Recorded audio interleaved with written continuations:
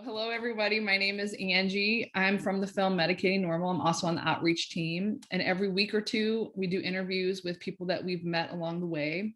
Today is our 16th conversation with Shimon Katz. Shimon Katz, PhD, MSW, is an Israeli clinical social worker who has been working in the field of mental health for 2 decades.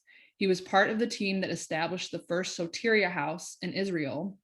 He is a member of the International Institute of Psychiatric Drug Withdrawal, and he has created Safe Tapering, an Israeli initiative designed to give unbiased, accessible, and up-to-date information about psychiatric medication and withdrawal, as well as support and counseling. Thank you for joining me, Shimon. I'm so excited about our conversation. First, why don't you just kind of introduce yourself to our audience? I know some of your friends are in the audience too, and just kind of talk about yourself, talk about what you do, talk about how we met each other. Go ahead. Sure. So I'm Israeli. I'm 43, married. We have 3 kids, and I've been working in the field of mental health for about 20 years now, more or less. And I've worked in different places, like for example, psychiatric hospitals and rehabilitation services. And one of the most exciting things I've done was work in Soteria, which I'm going to elaborate about later. And about 3 years ago, 3 or 4 years ago, while I was working in Soteria, I was informed about this International Institute for Psychiatric Drug Withdrawal. There was just assembling in Sweden at the time. And I was interested in that, and I flew over there were two separate meetings, one in the spring, one in the fall. And that was basically establishing this organization that has to do with people who are concerned about overuse of psychiatric drugs and who are trying to study this, to create a coalition, to inform people about the different hazards that sometimes come with that could come with psychiatric medication, and about educating professionals and people who use medication about safer tapering. And that started an idea in my mind to create this kind of not really organization, but this kind of initiative in Israel as well. So that was about 2.5 years ago that we launched this thing called like Safe Tapering. This is like a loose translation to English. And the idea was to just the same as the International Institute for Psychiatric Drug Withdrawal aims, the same was in Israel, to kind of collect information that has to do with tapering or coming off psychiatric medication, and making it accessible in Hebrew, putting it all together in one website and a Facebook page. And also we established a few groups, support groups, for people who want to do that or are curious about it. And also personally, I'm a psychotherapist, and I meet people. Sometimes it's just a one-time meeting where I help them kind of evaluate the situation and what could be a good strategy for them to continue. And sometimes it's a long-term process. And about Medicating Normal, I heard about this film. There was a screening a few months ago, and I thought it would be a great idea to translate the movie to Hebrew. And so we did. And then and that's how we met each other, and you offered me to come and be interviewed on your channel. And I also asked you if you would like to be interviewed on our channel. So we're going to do that as well sometime in the near future. That's really cool. Yeah, I always find it fascinating that even in the US, it's still a kind of a quiet problem that it's not very public. Like people don't know that some people want to come off medication. So do you think in Israel, it's kind of quiet? Like people don't really even know that's an option? Yeah, I think there was like 2, 3 years ago, a lot of talk in the media about problems that have to do with psychiatric hospitals, tying people up. And there was one very famous Israeli reporter who was, kind of for a long time, 6 months or a year, kept talking about this issue, talking.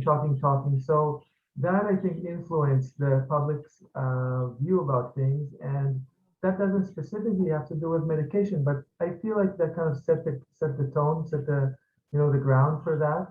And since we started our thing, we had a few articles in major newspapers. I was interviewed twice in this like most mainstream common Israeli radio channel. So they're starting to raise this subject. More and more people are hearing about it. Wow, that's fascinating because all the countries, like I look at the UK as they are 10 years ahead of the United States. So I wonder if you're like 10 years behind the United States, just how each country is kind of thinking about like, wait a minute. The question I always have is like, if the meds are working so great, why are so many people still hurting so hard? Like if, I don't know. What do you think about that? Sure. Yeah, I mean, we are, I mean, in Israel, we are trying to raise this issue. We also translated Robert Whitaker's, one of his latest books. And we brought him to Israel, and there was a big talk about that. And he met with psychiatrists and kind of debated. And so this issue is starting to become a bit more known to the public and also to professionals. And of course, it's a problem. I mean, when you look at the numbers, so every year there's more and more medication subscribed, but also more and more people who are getting disability for like psychological what's the word for that? Disability. I mean, you can Disability, psychological exactly. problems. Yeah. Yeah. So if you add those things together, that doesn't make sense, because just like Robert Whitaker says, if there's some kind of a medicine that works, then let's say that there was a polio epidemic, and once they found the medication for that, you expect to see decrease in the number of people who are infected by it. So if these medications work, you would expect to see less and less people who are, disabled psychologically. But the truth is, it doesn't work like that. And I mean, it goes for depression. More and more pills are given for depression. So it's clear that, there's, I mean, you can say that there's a lot of problems in society, but it also comes to show that these medications are not magic bullets, to quote Robert Whitaker. Yeah.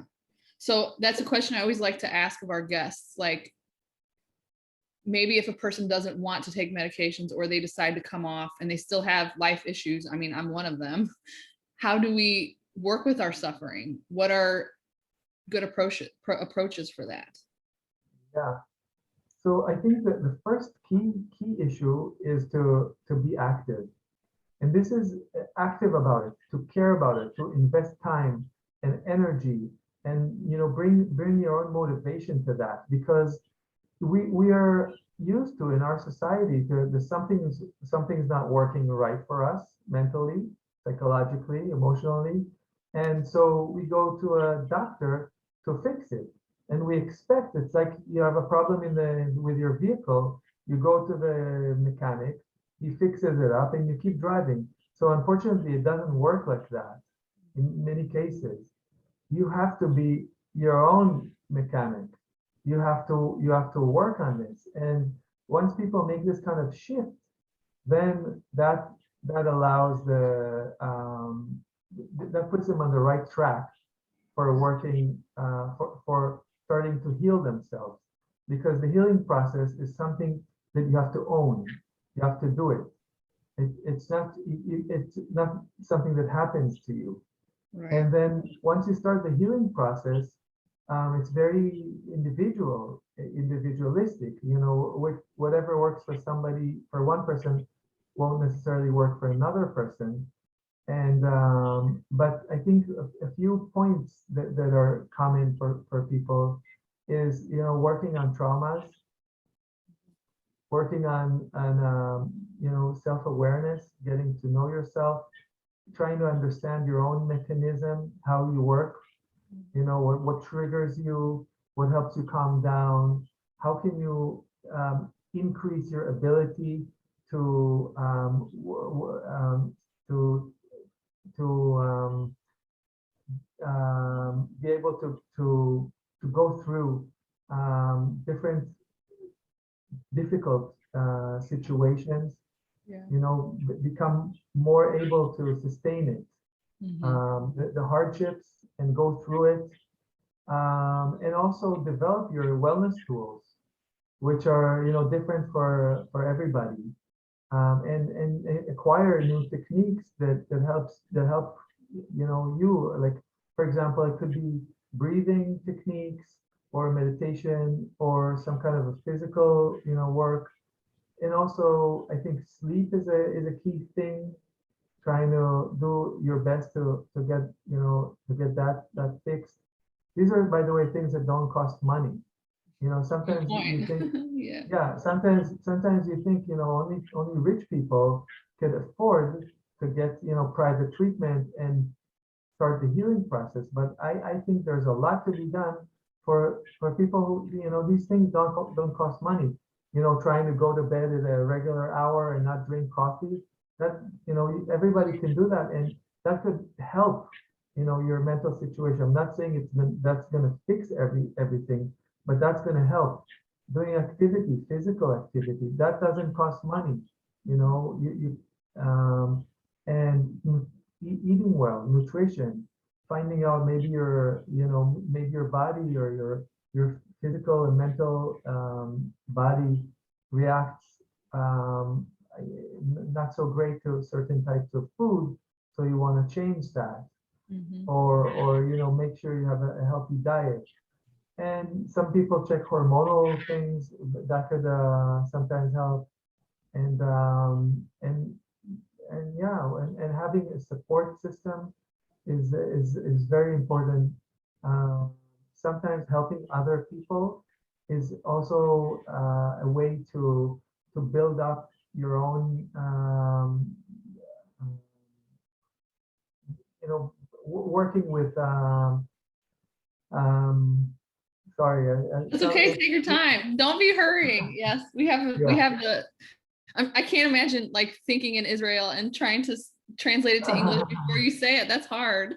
Yeah. Oh, it's also this hour, my brain is starting to Oh, you're melt. tired. Oh, I'm so sorry. Yeah, it's 9 o'clock in Israel. So Yeah. I'm sorry. I'll try to concentrate more. Take your time.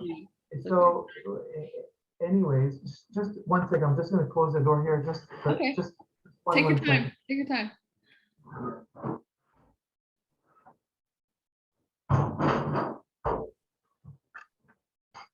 So, excuse me. No, it's okay. Totally. So I wrote my actually I wrote my PhD thesis in Israel in the community mental health in Israel. And I mean, I interviewed people who were taking medication and also hospitalized, and later on found their way to stop taking medication for at least 1 year when I interviewed them, and they didn't receive any kind of support from conventional or mainstream or bodies. Yeah. So I try to. So I try to understand what helped the process of, you know, transforming from being a patient to somebody who's not relying on the system anymore. And I isolated, you know, different factors that enabled that. And so these factors were working on trauma, as I said before, finding good support. Support could be from a professional, and it could also be from family members or friends. Mm. The other side of that is providing support to other people. That is something that really empowers in many cases. One other things that I found is some people find different what's called like self-medication to be helpful. If sometimes like people would smoke or take marijuana in order to help themselves, go through different difficulties and stress, and things like that. Yeah. So it's really interesting because when we were doing our pre-interview, you said that's when you saw it was possible. Like, wow, people can recover without medication. And I'll just give the little disclaimer that we're not anti-medication. We're Sure. pro-informed consent, either going on or coming off, because it's not a light decision to want to come off of medication, or some people do a harm reduction approach where they just might take a little bit less. So I just thought that was beautiful the way that you put it, that, because even for my own story, they told me I would take medication for the rest of my life. And so I internalized that and thought, okay, well, this is forever, and then it's not really living to my potential. It's just kind of managing some illness. So can you talk about that a little bit, about like seeing people were able to come off successfully? Yeah, it's, I feel like it's swimming against the stream.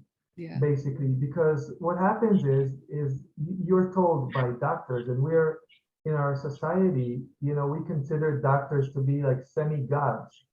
And what happens also is that usually your family members and other professionals, they go along the lines of this kind of thinking that is, once you've been diagnosed with some kind of a illness, mental illness, or personality disorder, then this is basically for life. It's like a chronic problem. It's like, let's say, if something is wrong with your spinal cord, then this is it. I mean, you're going to have to live with that. There's no return.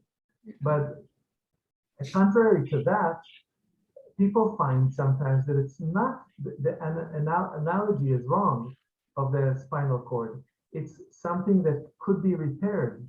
It's like being a smoker and then being a non-smoker. You can, fix that, and then you find an identity.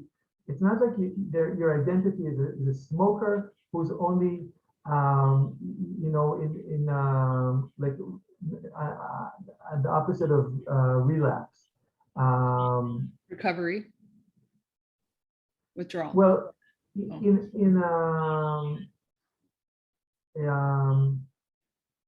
usually in medicine, let's say somebody is diagnosed with schizophrenia, and then he goes 10 years without schizophrenia.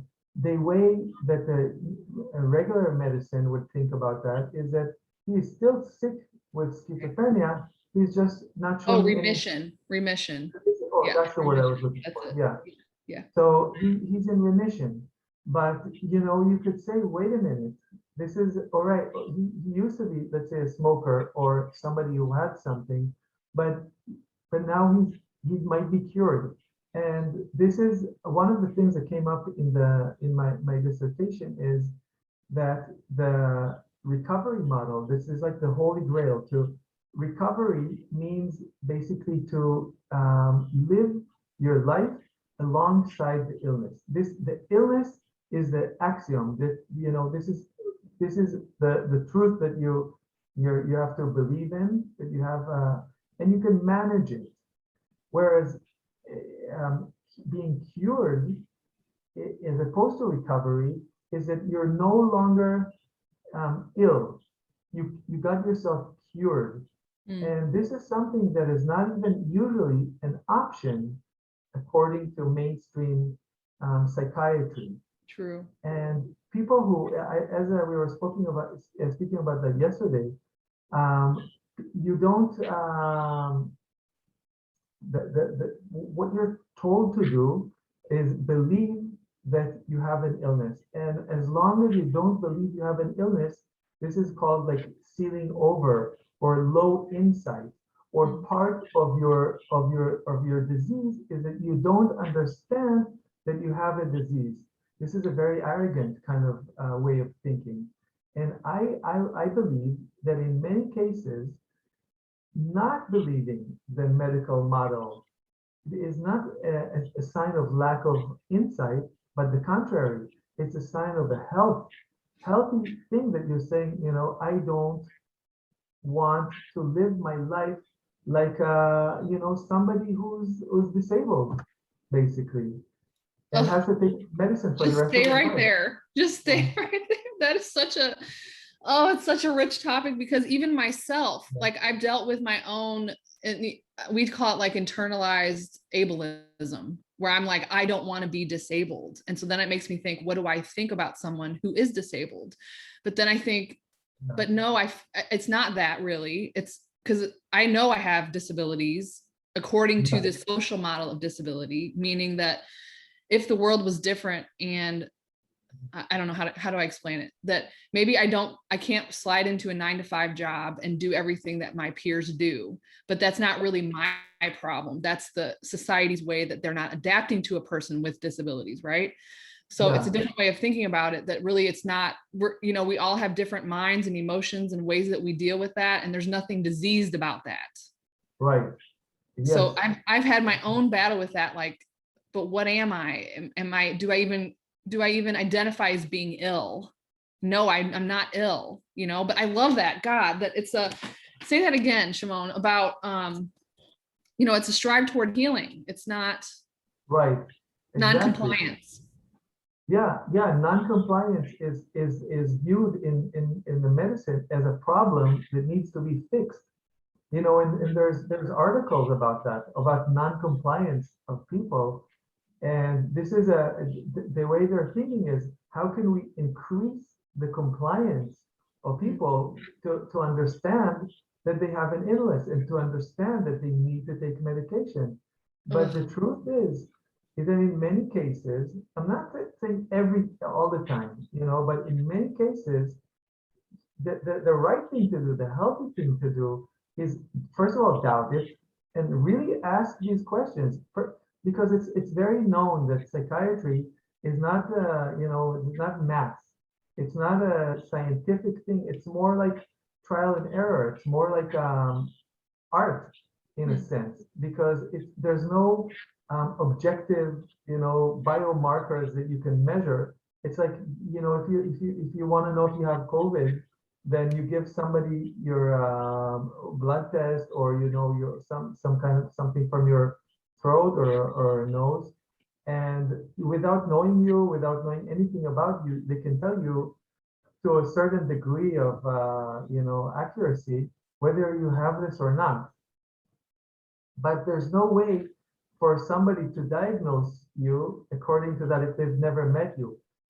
So basically, the diagnosis is a subjective interpretation of how you look at that person and what you think. And sometimes there's there's a lot of kind of mismatches. Right. The doctor is diagnosing you. Maybe it's from a very different culture. Maybe he woke up and something wrong that day. A lot of things could disrupt this process. So it feels kind of manipulative to me, that like a person would come in with a very real problem, like I'm thinking back to my own internship. People had problems with their family not listening to them, or disrespect in the household, or having to work 3 jobs just to make it, and childcare, and they're depressed. And I'm like, there's a very real reason that you're depressed. Of course you're depressed. If you wouldn't be, I would be worried about you. But then to tell the person like, you're sick and you need to take medications, instead of to tackle the problem, or to get better childcare, or to get respite to rest and take care of yourself, or it just feels so backwards. Sure. And also, I mean, a big part of that is our society. and the demands from the, this one, this Western culture that we live in, that there's so much stress and you need to fit in and you need to be so great and everything and to keep, running on this treadmill.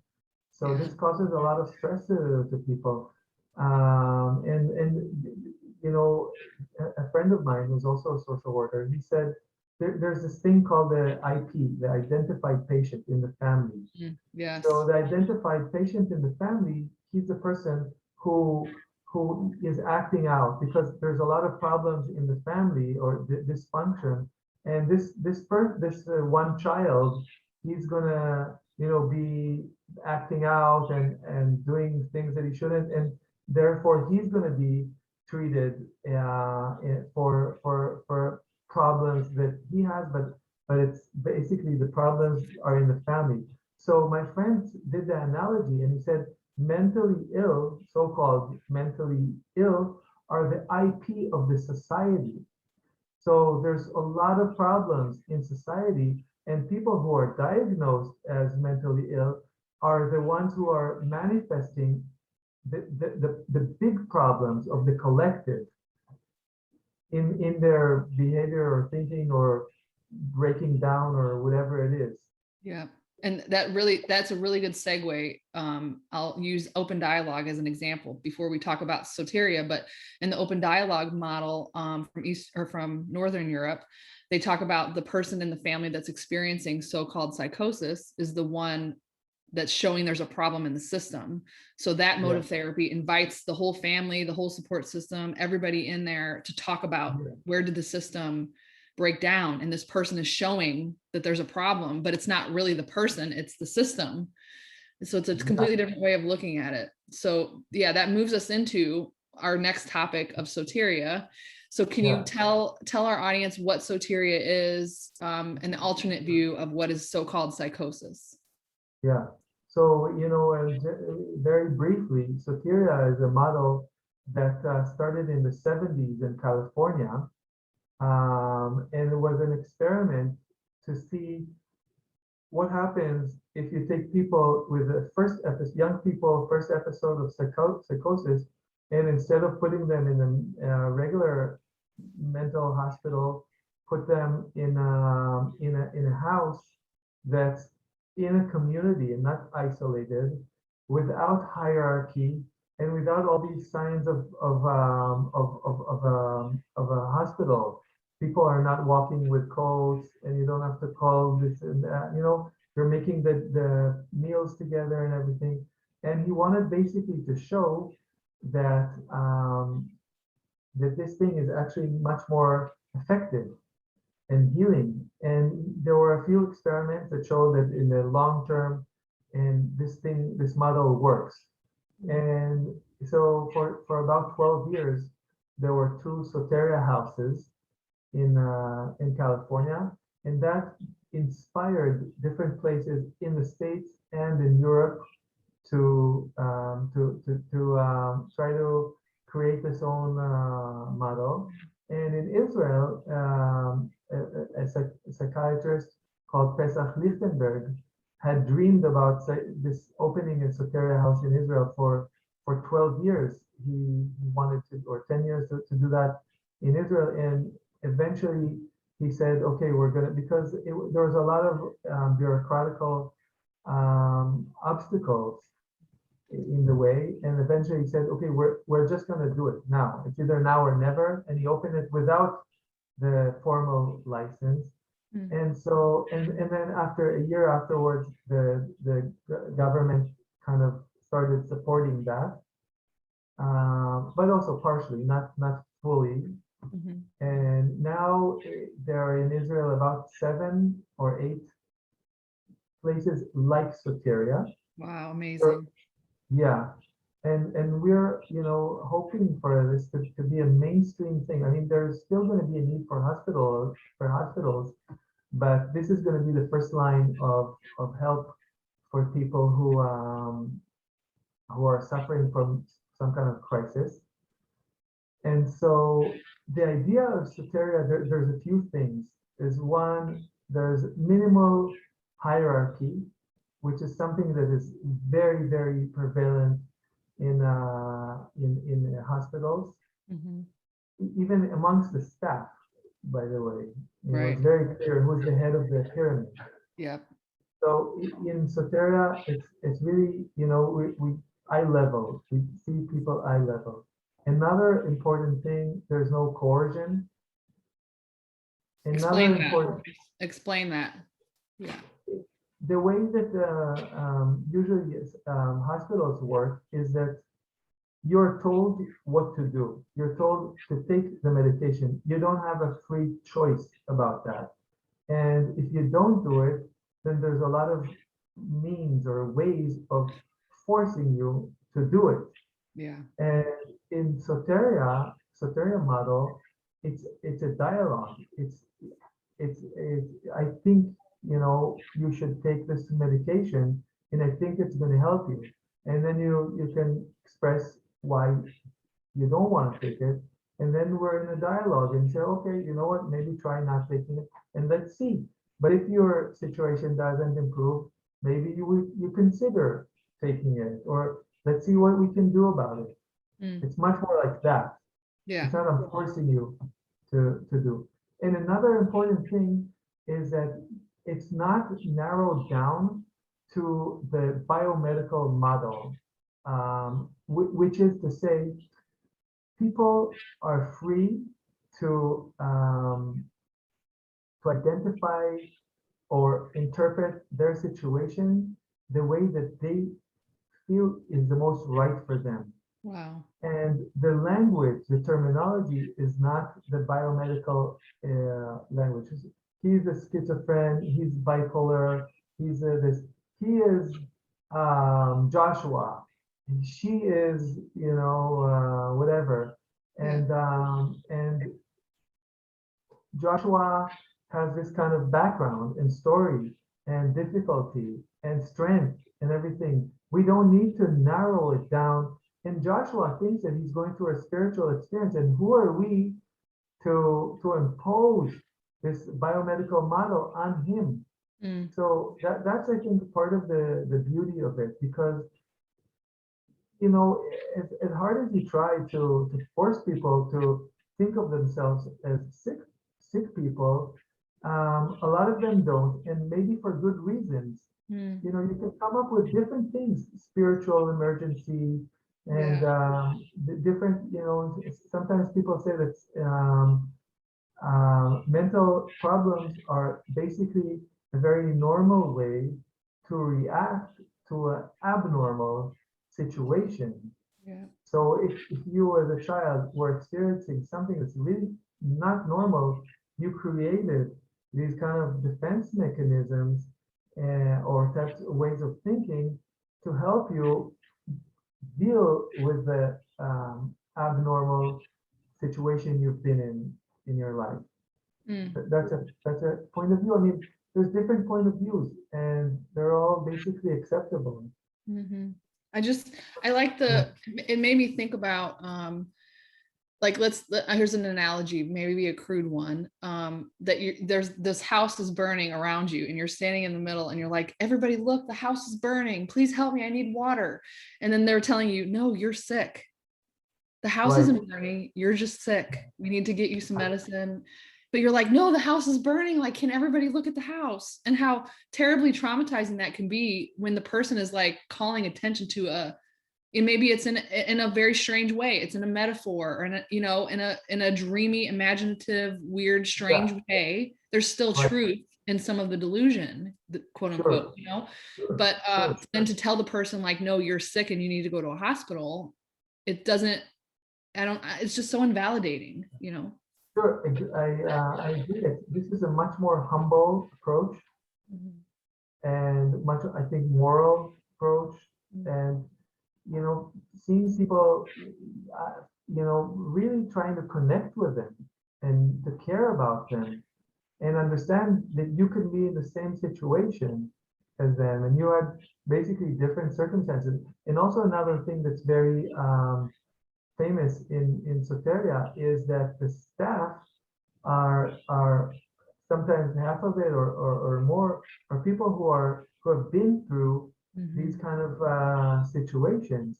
And it's okay. That helps kind of make the border between we're normal, we're not more, the imaginary border, it makes it fuzzy. You can't really tell who's who, you know. Who's the patient and who's the clinician, or Right. who's the peer and who's just visiting. Yeah. And sometimes you know, in many cases, somebody who was a resident, we don't even call it patient, a resident in Soteria, who finished being a resident could actually work there. And so, and when he's working or volunteering in Soteria, he's also receiving, like I said before, he's also, you know, working in a place or volunteering in a place. It goes both ways. You're getting something and you're also giving something. So who is he? Is he a peer? Is he a professional? Is it what is it? None of the above. It's all together.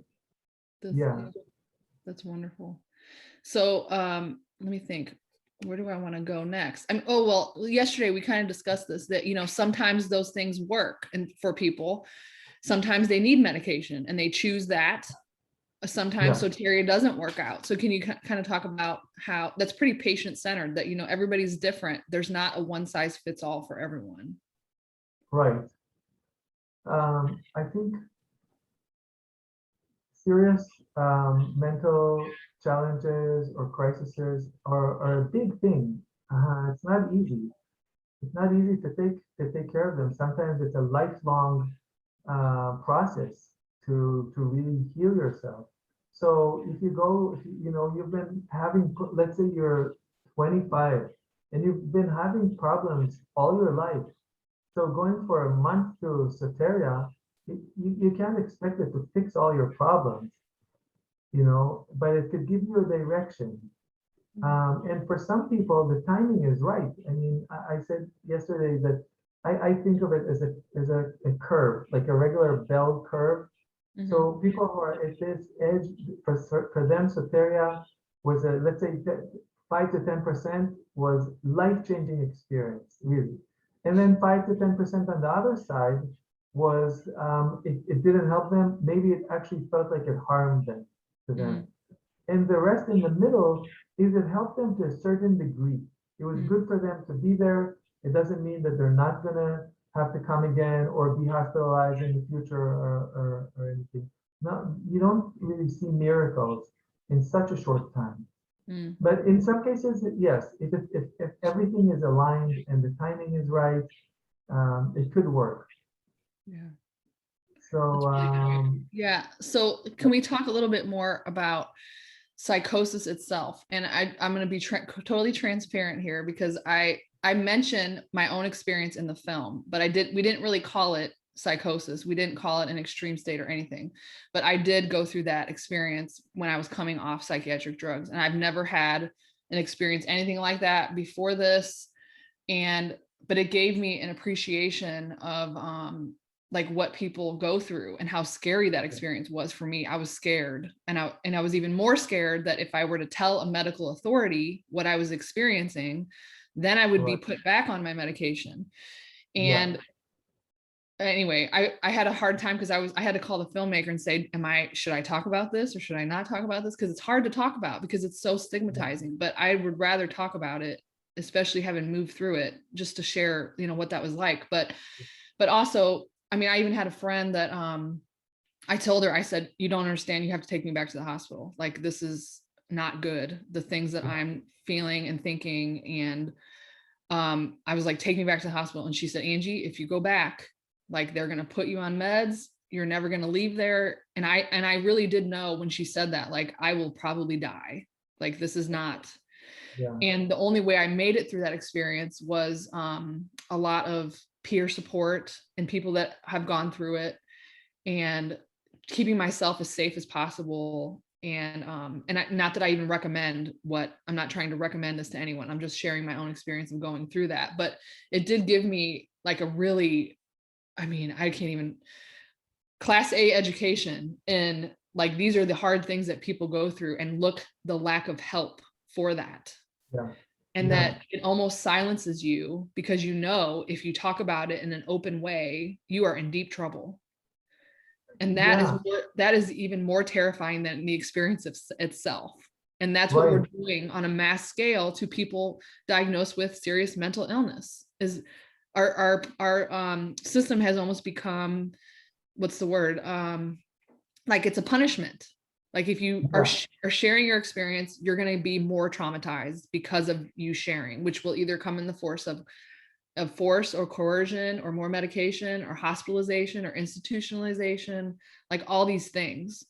So I don't know. What do you think about what I just said? I think it's true. I mean, I think so. Basically, there's two components.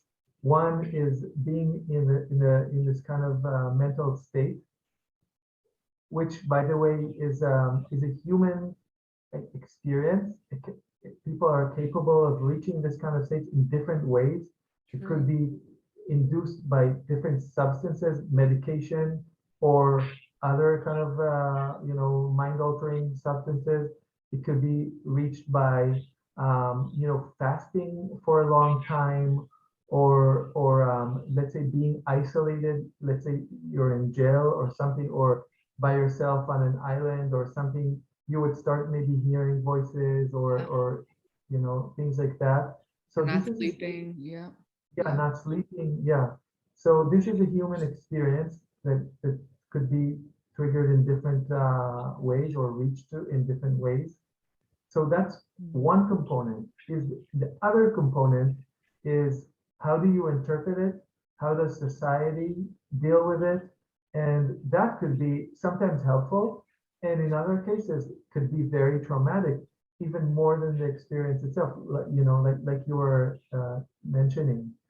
And I just say that in Soteria, or generally in when you look at things in a much more liberal, open way, you recognize that the psychosis is not just a bug in the brain that needs to be fixed. And by the way, the way that medication so-called fix this is by kind of making you a little bit like a zombie, like you don't care about it as much. Yeah, something is kind of put you in a kind of blur type of situation. Usually it's not like surgically fixing a problem. It's just like dampening everything. I heard there's a TED talk that some researcher says that what we know right now about the brain and everything, it's like, let's say you have a problem with one component. Let's say you have a car. You have a problem with one specific part in the car. The way we treat it is we pour oil on all the things that's under the hood. Wow. That's how we treat it, not surgically taking care of that. Yes, maybe in the future things are going to be different, but right now this is what it is. So this is how medicine usually views psychosis as a problem to be fixed. But if you open your mind, you can look at psychosis as a window of an opportunity to understand what's going on in somebody's psyche and allow him through that to heal. Because normally people are not in touch with, this is the logic behind also, this is a different topic, but people are using mind altering substances in a medicinal way. And the logic behind that is once you're under the influence of some kind of plant or drug or whatever it is, then this is a window of opportunity to kind of go in deep and look at things that are normally hidden from your own consciousness. So subconscious stuff comes up, and you can work with that. So actually, sometimes the psychosis could be an opportunity, or the same with mania, an opportunity to figure out what's going on, because a lot of times there's a conflict. There's an inner conflict that's going on, and it's you can kind of tap into that when somebody is in it's not easy. In any case, it's not easy. I don't No. want to romanticize Yeah. it. Yeah, Yeah. it Yeah. could be very, very difficult. That makes Um, sense. I mean, just thinking of my own experience, because I had these very strange thoughts about evolution and being 300,000 years old, and we were just reptiles wearing lipstick, and why is any, like, Facebook, my brain could not understand that people were putting pictures on a screen. And if you think about that from like a metaphoric way, of course, yeah, like we are animals, we're mammals, we're, deep down we forget that we're animals, but we are. So there's truth in the things that I was thinking. And what a strange thing that we're looking at a screen and we're getting upset about pixels. So like there was truth to it. And it was, looking back on it, it was, my brain was so just harmed by the way that I was taking off the medication, that it was like it had to rebuild itself from like a reptile level up, and maybe that uh-huh, sounds strange, but yeah, to me that makes sense, and that brings me meaning, and that's my choice on to put what meaning it had for me, instead of to look at it as a scary. It was scary, I won't doubt that, but that it's more my choice, and I was able to control the narrative because I did not seek out help that would hurt me. Not that I'm advocating for yes, that, I'm just, that was my choice. Yeah. yes, absolutely, Yeah. So absolutely. one thing before we move on to withdrawal, because I know we're getting slim on time and I'm just having such a good conversation with you, but we have some parents sometimes, and I can't pass this topic up without at least touching on it. We have parents sometimes that their kids were put on a lot of medications. I'm thinking of autism diagnosis. I'm thinking of a couple teenagers that smoked a lot of street high THC marijuana, and they had an experience that looked like psychosis. They were maybe given a diagnosis of schizophrenia. They're put on a ton of meds. 15 years later, their parents start reading books like Anatomy and Epidemic by Bob Whitaker. They see our film, and then they start to doubt, like, well, wait a minute, maybe my kid, just went through a troubling experience. Yes, And but then the strange thing that I find is that parents really want a reassurance that your kid can come off meds and never have a delusion again, or never experience an extreme state, or all these, almost like a demand that, like, I need a guarantee, like, of certainty. So can you talk about that maybe? yeah. Um, you know, what psychiatry is trying to do is to make sure that nobody hears voices, nobody has suicidal thoughts, Yeah. and everybody is trying to, and that people could work and, be part of the society. Normal. Right. Yeah, normal. And whether you're happy or satisfied or content, these are different, or you feel like you're true to yourself. These are not questions that come up. Mm. And in reality, many people can identify with voices they hear or strange beliefs that they have, and they feel good, they feel authentic with themselves, and the drug is kind of dampering their consciousness. So this is part of the reason that people do not want to take medication. That's one of the reasons. They allow me, I want to be crazy. The, mad pride parade, Yeah. Yeah. um, allow me to be like that. And by the way, a lot of people who have given great gifts to society were not really what you call normal. I'm talking about painters and poets Right. and and musicians and everything. They were in touch with something different. So I think the most important thing is people's happiness. That's the question. What makes you happy? What makes you feel good with yourself as long as you're not hurting others? Mm. And if you want to, live in a cave and hear voices, but you feel good. You feel that this is your calling in this lifetime, then okay, Mm. do that. You don't have to, work in a stressful job and take medicine and, gain a lot of weight and feel like your life is just going by. only for the doctors to say, yeah, he's recovered. By the way, this is a change that was happened with, things are starting to move by the Okay. with rehabilitation. So in the past, there was what's called the recovery was looked at as things that you measure. Is this person working or not? Or can he, does he have what does he do all day and everything?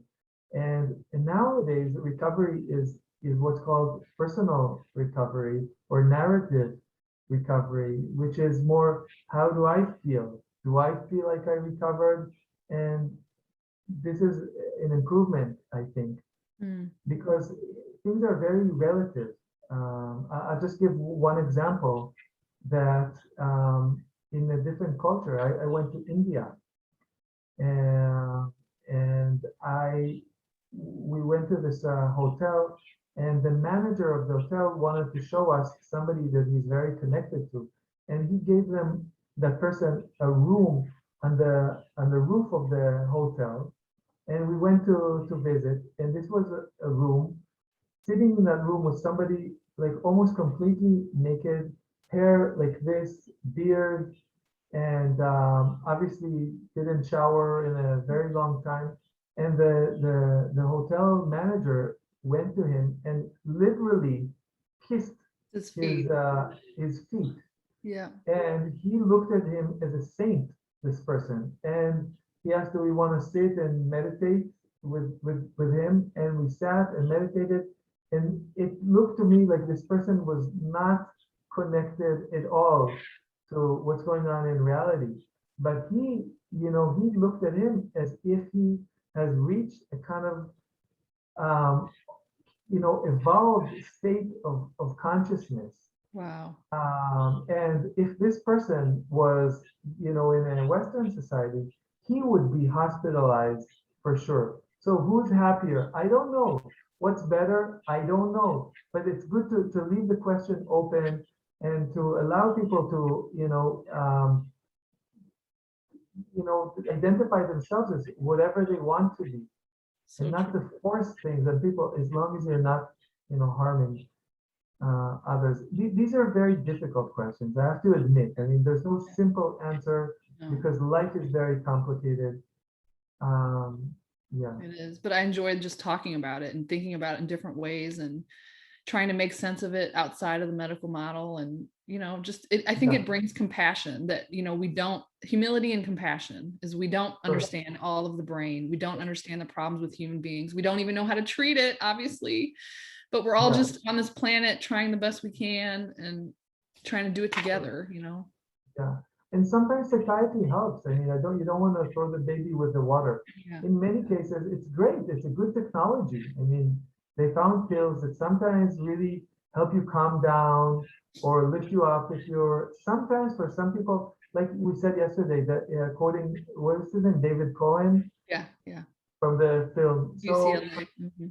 for some people, the drugs and psychiatry helps, and it's good, especially short term. And for others, it's just medium. It's okay. Maybe helps. Maybe it doesn't. And for some people, it's really bad. Yeah. So yeah, Yeah.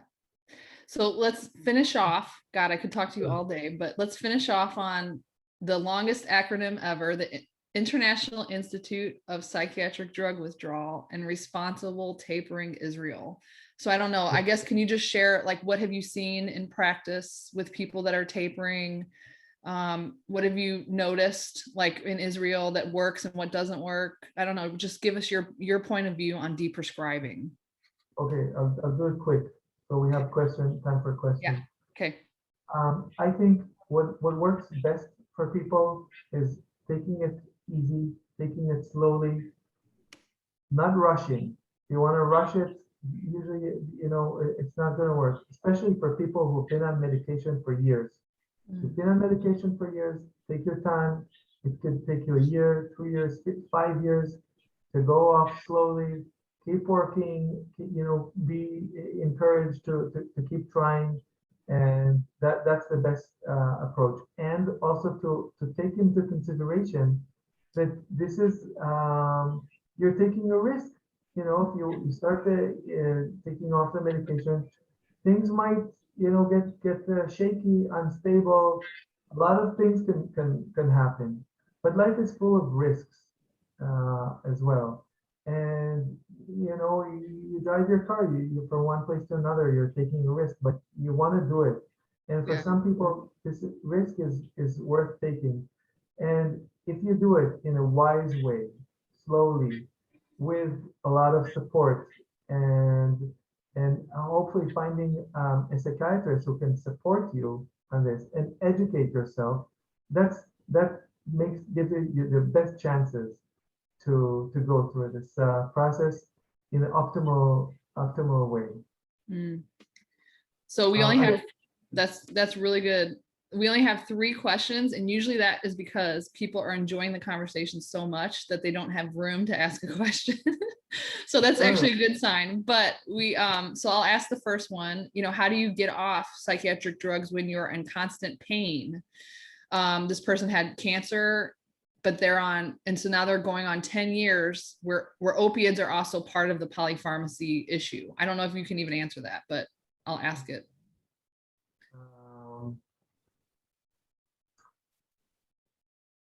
I think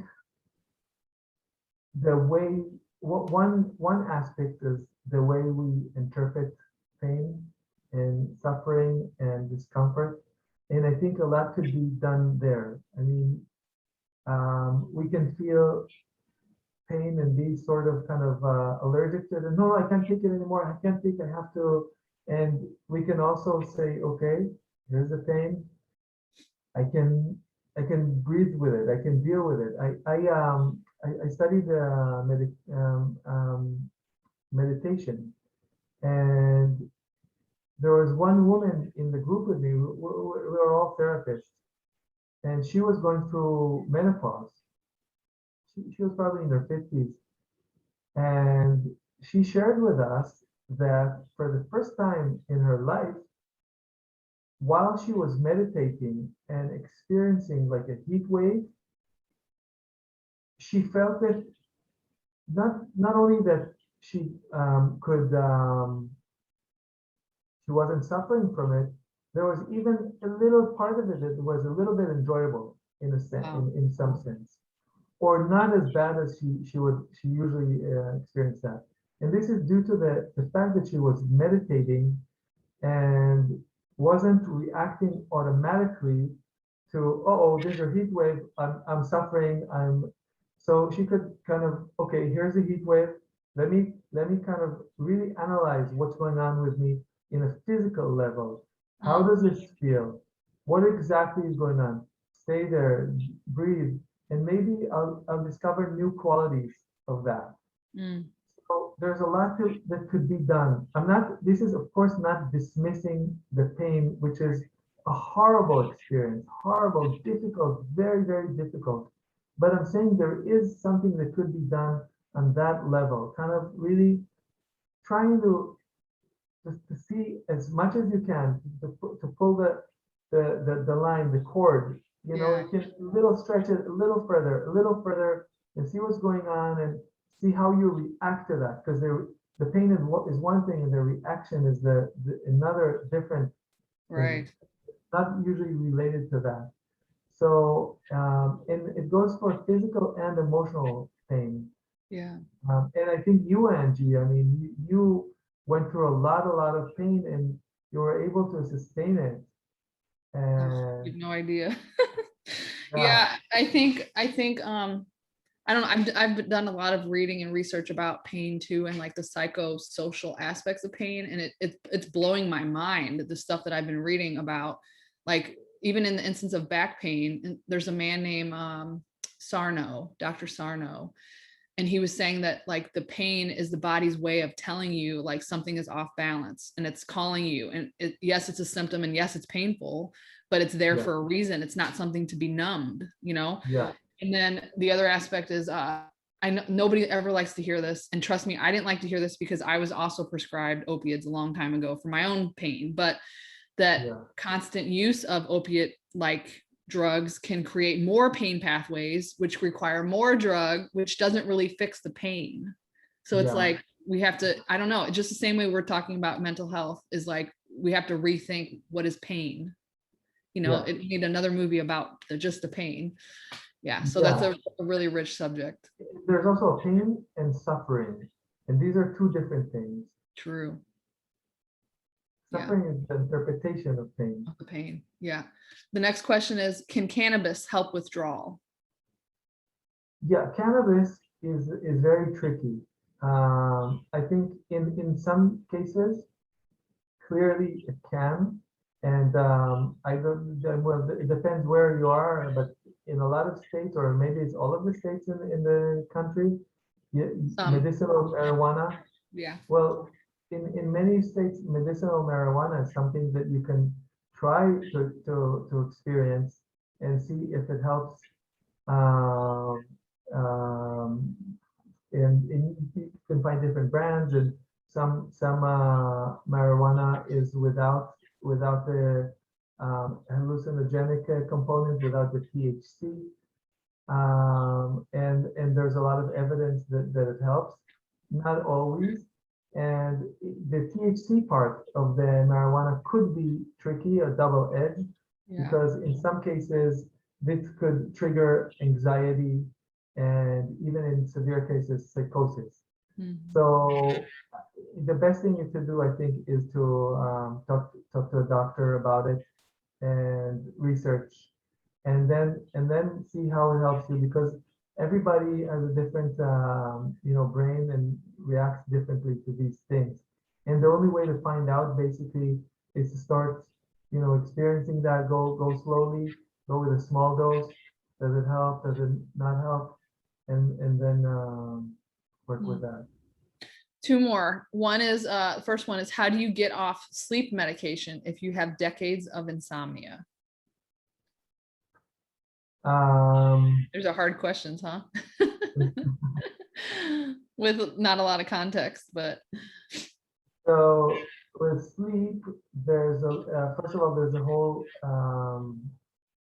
branch of different herbs that are not pure chemistry. That well, everything is chemistry basically, but not something that's created in the lab. Something that's more gentle, and it could, in some cases, work for people.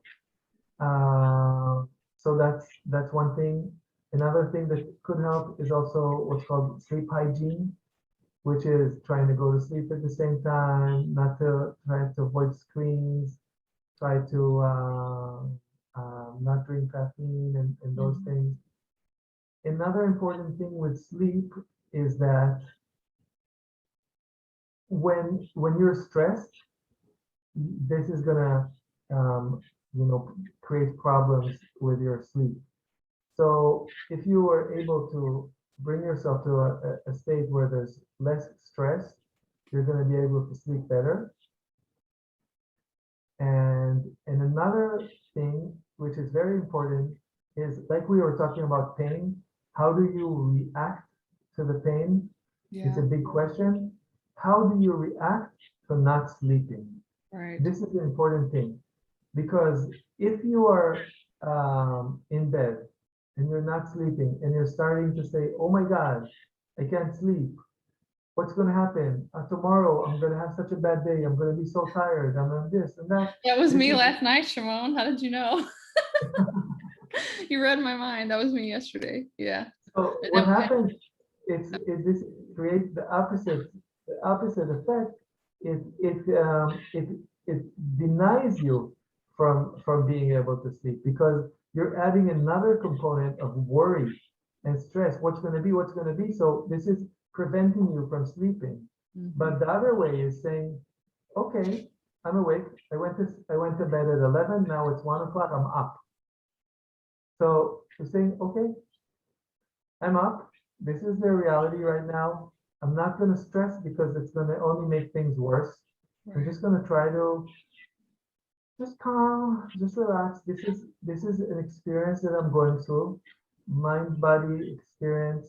And if I can just be more gentle about it and contain it as opposed to, being very alert, then it's going to be okay. And I'm giving myself messages that things are going to be okay. I'm saying to myself, okay, my body can handle this. If I'm going to sleep less now, maybe I'm going to be able to sleep during the day. I'm going to take a power nap, or probably tomorrow I'm going to go to bed earlier, and my body is going to make up for this. I trust my system. It's okay. It knows how to kind of compensate itself. I'm going to be okay. There's a better chance that you're going to sleep. So all of the above can be helpful. Yeah. All right. So the last one is also a very complex question. I hesitate to ask it, but I'm going to, because I think there is some good discussion that could come out of it. Okay. My adult daughter has been stuck in Copernicus delusions. She believes an imposter has taken over her body, and Cotard delusions. She believes body parts are missing and that she is dead. Psychiatry has not been able to stabilize her because her reactions to medications. She gets dystonia and dyskinesia. I cannot find anyone that wants to work with these delusions. I do not want her on meds, and we are trying to taper, but what can I do? Yeah. It's so complex, but it made me think of the difference between what is the side effect, what is the original condition, what is caused by the medication, what is withdrawal from the medication that they put her on last, and what's a relapse, and how to untangle any of that is just anybody's guess. Yeah, you're right. It's true. It's hard to know what triggers that. And something that I missed in the question was, how does she feel about it? Is she stressed about it? Is she suffering? Is she not suffering? Is she okay? That's an important thing to kind of try to find out. And I think a really, really good therapist could, walk with her from wherever she is and talk to her in a very humanistic way and try to help her interpret what's going on with her in this kind of experience. Because the first thing is, let's say she's distressed about it, okay? Let's talk about that. And like we were saying before about psychosis, the component of experiencing it, and another component is, how does society react to that? Maybe I feel ashamed about it. Maybe I feel isolated because of it. Mm-hmm. So trying to just, be with a person and let's talk, how do you feel about having that?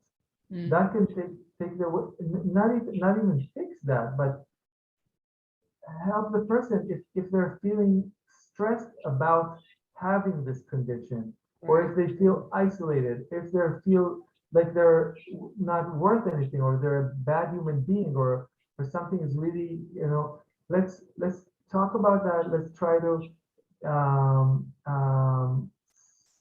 really listen to what's going on, and sometimes not even talk about this topic. You could, one thing is to talk about, how does this experience, let me hear more about it. Mm-hmm. Okay, you feel like you're dead. When did this happen?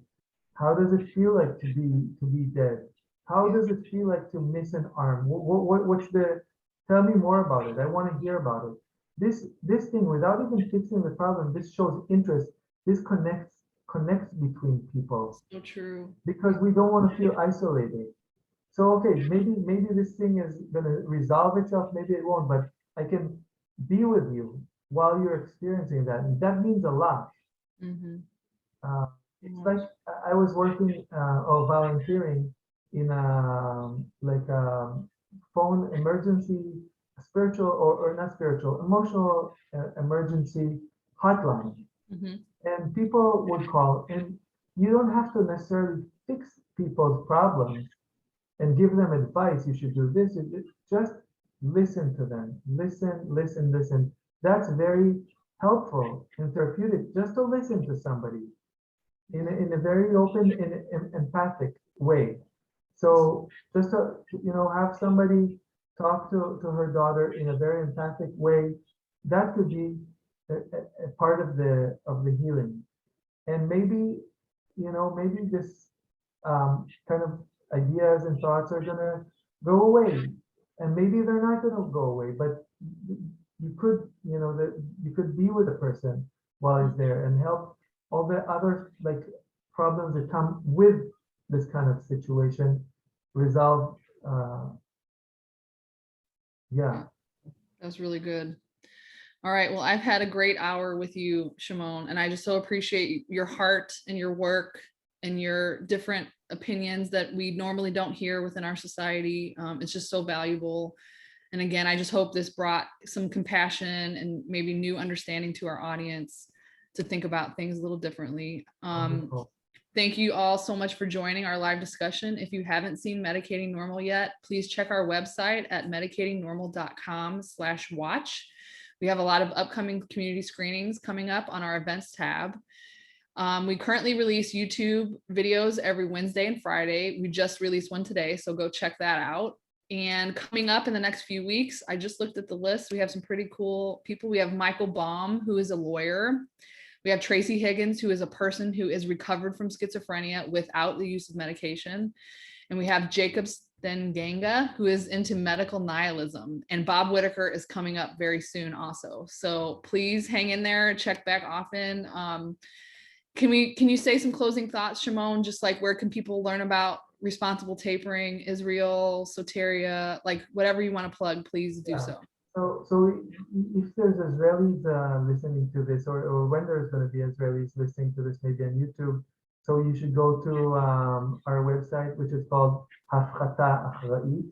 The address is www.yerida.coil, and all the information is there. We also have a Facebook of Hafchata Achra'it. And for Americans or other people, I highly recommend the website, The Inner Compass. That's Laura Delano. It's very, very detailed and a wonderful website, Inner Compass. And there's a withdrawal project within the Inner Compass. And also check out Will Hall's website. There's also great information there, the harm reduction guide. So these are tips to start with, and then it's a whole world. I mean, one thing could lead to another link, and there's a lot of information. There's a lot of things that could be done. I'm not saying it's easy. It's not easy with the drugs. It's not easy without the drugs. That's reality. But take it as a mission, and you're gonna be awarded. I feel people who are seriously doing this work, even though it's not easy, there's a lot of benefits that come with that. Yeah, I mean, I could start the conversation now. But yeah, right. There's Let's so start much over. to talk about. Well, Yeah. everybody in the audience is saying thank you, Shimon. This is a wonderful conversation. I'm going to go back and watch it from the beginning. Bless you both. So you have a lot of fans now. Thank you so much. All right. Thank you all. We'll see you next week and have a wonderful week. Thank you, Shimon. Thank you. Bye.